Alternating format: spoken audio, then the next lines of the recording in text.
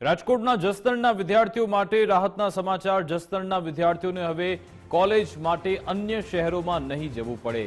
જસદણમાં મંત્રી કુંવરજી બાવળિયાના હસ્તે સરકારી કોલેજનું લોકાર્પણ થયું।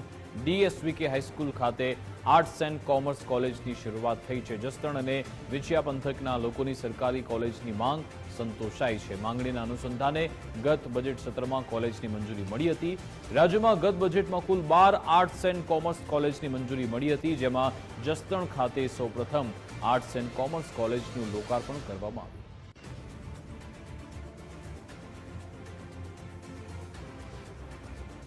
આ વિસ્તારના કેટલાક લોકોની માંગણી સરકારી વિજ્ઞાન પ્રવાહ આર્ટ્સ અને કોમર્સ કોલેજોની હતી।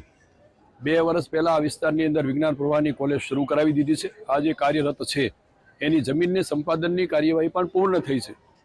આજના દિવસે મેં 2025-26માં આ વિસ્તારનો કોઈ પણ સમાજનો દીકરો કે દીકરી એ શિક્ષણથી વંચિત ન રહે, ઉચ્ચ શિક્ષણથી વંચિત ન રહે, એ માટે આજે અહીંયા જસદણ ખાતેથી આર્ટ્સ અને કોમર્સ કોલેજના શરૂઆત કરાવી છે।